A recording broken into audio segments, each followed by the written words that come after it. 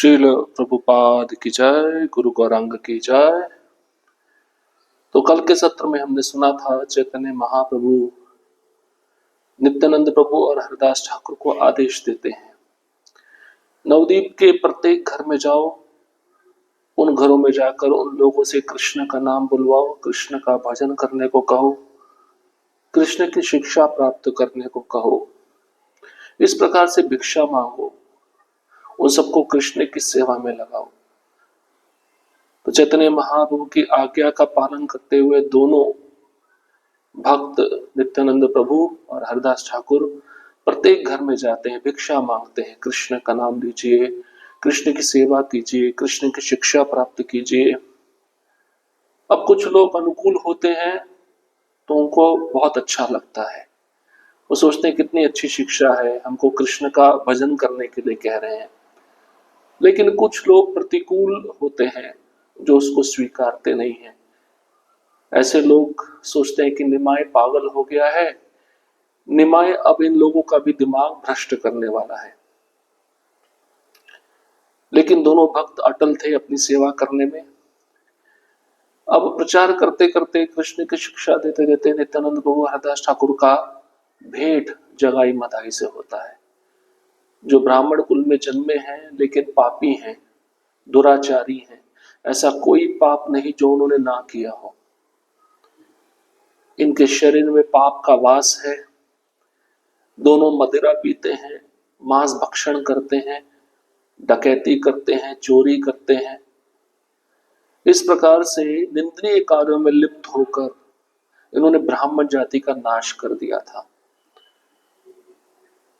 उन दोनों के शरीर से सभी पापों का जन्म हुआ, परंतु वैष्णव निंदा रूपी पाप उन्होंने कभी नहीं किया। दिन रात दोनों मद्यपों के साथ मजे में रहते थे, इसलिए वैष्णव निंदा का अवसर ही उन्हें नहीं मिला। ये सब भाग्य वैष्णवेर निंदा मात्र है, सर्वधर्म था कि लेओ तब वह इच्छाए। सन्यासी सभाए यदि है निंदा कर्म, मद्यपेर सभाते से सभा अधर्म। जिस सभा में वैष्णवों की निंदा मात्र होती है, वह सभा सर्व धर्म संपन्न होने पर भी नाश को प्राप्त होती है।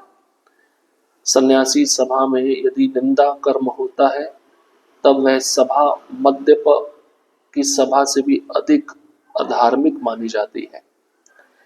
मद्यपा का तो भी उद्धार हो सकता है, परंतु दूसरों की निंदा करने वालों को कभी भी अच्छी गति मिलने की संभावना नहीं है। शास्त्रों का अध्ययन करते हुए भी किसी किसी की बुद्धि नष्ट हो जाती है। बुद्धि का नाश होने के कारण वे नित्यानंद प्रभु की निंदा करते हैं, इससे उसका सर्वनाश हो जाता है। तो ये जगाई और मधाई जो ब्राह्मण कुल में जन्मे थे, इन दोनों भाइयों के शरीर से सभी पापों का जन्म हुआ। परंतु एक अद्भुत बात यह थी, इन दोनों भाइयों ने कभी भी वैष्णव निंदा नहीं की थी। वैष्णव निंदा रूपी पाप से बचे हुए थे। दिन रात दोनों भाई मद्यपान करते थे और इसलिए उनको वैष्णव निंदा करने का अवसर ही नहीं मिलता था। तो चैतन्य भागवत में वृंदावन दास ठाकुर मध्य लीला के 13वें अध्याय के 41 और 42वें श्लोक में, 2 श्लोकों में कहते हैं कि जिस सभा में वैष्णवों की निंदा होती है, वह सभा अगर सब प्रकार से धर्म संपन्न हो, वह सभा नाश को प्राप्त हो जाती है, वह सभा नष्ट हो जाएगी। और सन्यासी की सभा में यदि निंदा कर्म होता है, तब वह सभा मद्यप की सभा से भी अधिक अधार्मिक मानी जाती है।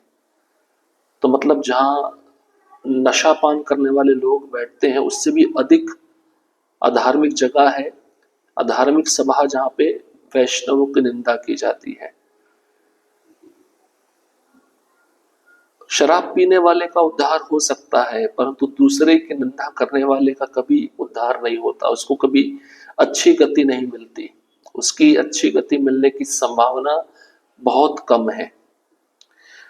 शास्त्रों का अध्ययन करते हुए भी किसी किसी की बुद्धि नष्ट हो जाती है और बुद्धि का नाश होने के कारण वे व्यक्ति नित्यानंद प्रभु की निंदा करता है, उस व्यक्ति का सर्वनाश हो जाता है। दोनों जगाई मधाई एक दूसरे को मुक्का मार रहे थे और गाली दे रहे थे। नित्यानंद प्रभु और हरदास ठाकुर ने दूर से यह देखा। नित्यानंद प्रभु ने लोगों से पूछा, ये दोनों कौन सी जाति के हैं और इनकी ऐसी मति कैसे हो गई? लोगों ने बताया, हे गोसाई, ये दोनों ब्राह्मण हैं, दोनों के पिता माता दिव्य प्रकृति के हैं, दोनों महाकुल में उत्पन्न हुए हैं। नदिया में इन दोनों के वंश परंपरा से कभी आधा तिल मात्र भी दोष दिखाई नहीं दिया है। ये दोनों गुणवान अपने धर्म को भूल गए हैं और जन्म से ही इस प्रकार के पाप कर्म कर रहे हैं। इन्हें बड़ा ही दुर्जन देखकर गोष्ठी ने इनको त्याग दिया है और अब ये दोनों स्वतंत्र होकर मद्यपों के साथ घूमते फिरते रहते हैं। इन दोनों को देखकर सारे नदियावासी डरते हैं, सभी चिंता में रहते हैं कि कहीं उनके घर में ये आग ना लगा दे।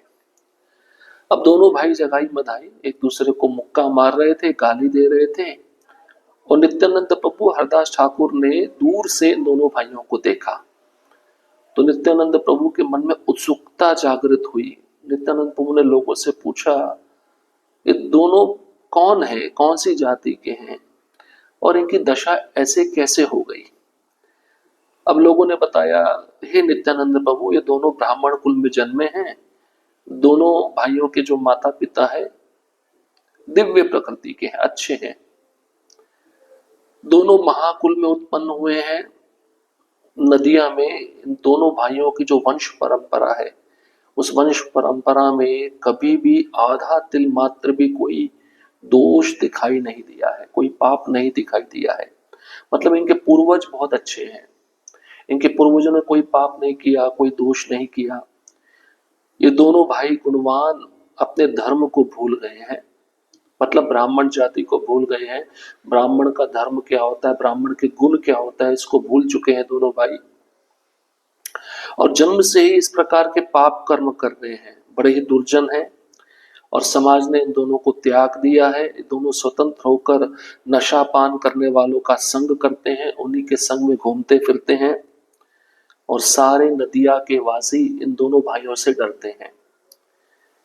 सभी लोगों को चिंता रहती है कि ये दोनों भाई कहीं किसी व्यक्ति के घर में घुसकर उसके घर को आग ना लगा दे, इसलिए इन दोनों के पास कोई नहीं जाता, इन दोनों से कोई बातचीत नहीं करता। हे न पाप नहीं यहाँ ना करे दुईजन, डाका चोरी मध्य मांस करे भोजन। ऐसा कोई पाप नहीं है जो ये दोनों ना करते हो। डाका चोरी मध्य मांस भोजन सब पाप ये करते हैं। सुनी नित्यानंद बड़ करुण हृदय, दुईयर उद्धार चिंते हैया सदय। पात की तारिते प्रभु कैला अवतार, एमत पात की कोठा पाई बेन आर। लुकाइया करे प्रभु अपना प्रकाश, प्रभाव न देखे लोके करे उपहास। यही दुइये रे प्रभु यदि अनुग्रह करे, तबे से प्रभाव देखे सकल संसारे। तबे हई नित्यानंद चैतन्य रे दास, यही दुइये रे कराए यदि चैतन्य प्रकाश। एखन ये मन मत आपना न जाने, यही मत है यदि श्री कृष्ण नामे। मोर प्रभु बलि यदि कांदे दुई जन, तबे से सार्थक मोर यत पर्यटन। ये जन एक दुइयर छाया पर शिया, वस्त्रेर सहित गंगा स्नान करे गिया। से सब जन यदि एताहारे देखी, गंगा स्नान हेन माने तब मोरे लिखी। श्री नित्यानंद प्रभुर महिमा अपार, पति तेर त्राण लागी यार अवतार। श्री चैतन्य भागवत नामक ग्रंथ से मध्य लीला के 13वें अध्याय से श्लोक क्रमांक 53 से 62 क्रमांक तक इस श्लोकों का उच्चारण हुआ है। इसका अनुवाद इस प्रकार से है। बड़े ही करुण हृदय नित्यानंद प्रभु ये सब सुनकर और सदैव होकर उन दोनों के उद्धार के बारे में सोचने लगे। पातकी का उद्धार करने के लिए ही प्रभु ने अवतार ग्रहण किया है। ऐसे पातकी उन्हें और कहां मिलेंगे। आत्मगोपन पूर्वक प्रभु अपना प्रकाश कर रहे हैं, इसलिए लोग प्रभु के प्रभाव को नहीं देख पाते। ऊपर से उनका उपहास करते हैं। यदि इन दोनों पर प्रभु ने अनुग्रह किया तब सारा संसार उनके प्रभाव को देख सकेगा, तभी मैं नित्यानंद चैतन्य का दास कहलाऊंगा। जब इन दोनों में चैतन्य महाप्रभु का प्रकाश करा सकूं। अभी जैसे अपने आप को भूलकर मस्ती में है, वैसे ही श्री कृष्ण के नाम में सब कुछ भूलकर मस्त हो जाए। मेरे प्रभु कहकर यदि ये दोनों क्रंदन करें तभी मेरा इस प्रकार घूमना फिरना सार्थक हो जाएगा। जो जो लोग अभी इन दोनों की छाया का स्पर्श करके वस्त्रों के साथ गंगा स्नान किया करते हैं, वे सभी यदि इन दोनों को देखकर अपने को गंगा स्नान किया हुआ जैसा पवित्र मानने लगे, तब मेरा नाम सार्थक होगा। श्री नित्यानंद प्रभु की महिमा अपरंपार है। पतितों का उद्धार करने के लिए ही इनका अवतार हुआ है। नित्यानंद प्रभु की करुणा दिखा रहे हैं। नित्यानंद प्रभु की करुणा इतनी अपार है कि जब उन्होंने लोगों से सुना कि ये दोनों भाई बड़े अधम हैं, ब्राह्मण कुल में जन्मे हैं, लेकिन हर प्रकार का पाप करते हैं, इस प्रकार से सारे समाज के लोग इन दोनों भाइयों से दूर रहते हैं। ये सब बातों को सुनकर नित्यानंद प्रभु का हृदय करुणा से भर गया और दोनों का उद्धार करने का विचार नित्यानंद प्रभु के मन में आ गया। नित्यानंद प्रभु सोच रहे हैं कि ऐसे ही पतित लोगों का उद्धार करने के लिए ही तो मेरे प्रभु चैतन्य महाप्रभु अवतार ग्रहण किए हैं, और ऐसे पतित लोग उन्हें और कहां मिलेंगे। चैतन्य महाप्रभु अपना प्रकाश दिखा रहे हैं, इसलिए लोग प्रभु के प्रभाव को देख नहीं पा रहे हैं। ऊपर से उनका मजाक उड़ाते हैं, उपहास करते हैं। यदि चैतन्य महाप्रभु ने इन दोनों भाइयों पर अनुग्रह किया तब सारा संसार उनके प्रभाव को देख सकेगा, तभी मैं नित्यानंद चैतन्य महाप्रभु का दास कहला पाऊंगा। जब इन दोनों भाइयों में चैतन्य महाप्रभु की भक्ति का मैं प्रवेश करा सकूं। अभी तो जैसे तैसे अपने आप को भूलकर मस्ती में है, शराब पिए हुए हैं, वैसे ही अगर ये भक्त बन जाए, श्री कृष्ण का नाम ग्रहण करें, तो श्री कृष्ण का नाम लेकर ये सब कुछ भूल जाएंगे, श्री कृष्ण के नाम में मस्त हो जाएंगे। तब ये दोनों भाई मेरे प्रभु कहकर क्रंदन करेंगे, रोएंगे। इस प्रकार से मेरा प्रचार करना सफल हो जाएगा। ये सब बातें नित्यानंद प्रभु के मन में आ रही हैं। इन दोनों का अवश्य उद्धार करना है। अभी जो जो लोग इन दोनों भाइयों की परछाई का स्पर्श करके वस्त्रों के साथ गंगा स्नान करते हैं, वही लोग इन दोनों को देखकर अपने को गंगा स्नान किया हुआ मानेंगे। ये दोनों को मैं इतना पवित्र बनाऊंगा कि इनको देखने मात्र से लोग ऐसा समझेंगे कि हमने गंगा स्नान कर लिया है, तब मेरा नाम सार्थक होगा। श्री नित्यानंद प्रभु की महिमा अपरंपार है। पतित जीवों का उद्धार करने के लिए ही नित्यानंद प्रभु का अवतार हुआ है।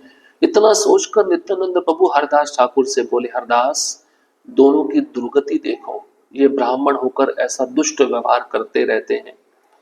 यमलोक में इन दोनों का निस्तार नहीं होगा। जिन जवानों ने तुम्हें जान से मारना चाहा था, उन सब के लिए भी तुमने मन ही मन भलाई की प्रार्थना की थी। यदि तुम्हें शुभानुसंधान कर मने, तबे से उद्धार पाए ए दुई जने।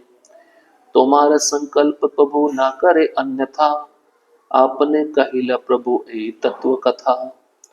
प्रभुर प्रभाव सब देखो का संसार, चैतन्य करि लहे न तुहिरा उद्धार। यदि तुम मन में इन दोनों के शुभ चिंतक बन जाओ और इन दोनों का भी उद्धार हो जाए, तुम्हारा संकल्प प्रभु कभी व्यर्थ नहीं होने देते हैं। यह तत्व की बात प्रभु ने अपने आप ही कही है। ऐसा करो कि सारा संसार यह देखे कि चैतन्य महाप्रभु ने किस प्रकार इन दोनों का उद्धार किया है। अब नित्यानंद प्रभु हरदास ठाकुर को कहते हैं, हरदास ठाकुर इन दोनों की दुर्गति देखो, ये तो यमलोक जाने वाले हैं, यमराज के पास जाने वाले हैं, ब्राह्मण होकर ऐसा दुष्ट व्यवहार कर रहे हैं, इन दोनों का उद्धार कैसे होगा? इस प्रकार के पाप कर्म करके तो इनका निस्तार, इनका उद्धार नहीं होने वाला है। तुम्हें याद है जब 22 बाजारों में यवन तुमको जान से मार रहे थे, उन यवनों के लिए तुमने मन ही मन उनकी भलाई के लिए प्रार्थना की थी। तो नित्यानंद प्रभु हरदास ठाकुर को कह रहे हैं, अब इन दोनों के लिए आप मन ही मन प्रार्थना करो, क्योंकि आप जिसके लिए प्रार्थना करते हो चैतन्य महाप्रभु उसको अवश्य स्वीकार करते हैं। चैतन्य महाप्रभु आपकी बात को कभी टालेंगे नहीं। ऐसा करो ये संसार ये देखे कि चैतन्य महाप्रभु ने इन दोनों का उद्धार किस प्रकार किया। हे हरदास ठाकुर, आप इन दोनों के शुभ चिंतक बन जाओ, इन दोनों का उद्धार हो जाएगा। केवल आप मन ही मन इन दोनों के लिए प्रार्थना करो, चैतन्य महाप्रभु आपकी प्रार्थना को सुनेंगे और अवश्य इनका उद्धार करेंगे। देखिए, एक शुद्ध भक्त अगर किसी भी प्रकार के पतित व्यक्ति का या उसके लिए प्रार्थना करे तो भगवान उस प्रार्थना को स्वीकार करते हैं, क्योंकि भगवान देखते हैं कि मेरे शुद्ध भक्त में इतनी करुणा है कि पतित जीवों को इस प्रकार से पाप कर्म में लिप्त होते हुए नहीं देख सकता। तो भगवान उस भक्त की प्रार्थना को सुनकर उन पतित जीवों का उद्धार कर देते हैं। यहाँ पे हरदास ठाकुर भी नित्यानंद प्रभु के कहने पर मन ही मन दोनों भाई जगाई मदाई के लिए प्रार्थना कर रहे हैं, मन ही मन उनका शुभ चिंतक बनकर उनके लिए हित का कार्य सोच रहे हैं। चैतन्य महाप्रभु इस प्रार्थना को सुनेंगे और अवश्य इनका उद्धार करेंगे। तो बचा हुआ जो सत्र है, बची हुई लीला, उसको हम आगे श्रवण करेंगे। हरे कृष्ण कृष्ण कृष्ण हरे हरे, हरे राम राम राम हरे हरे। श्रील प्रभुपाद की जय, गुरु गौरांग की जय।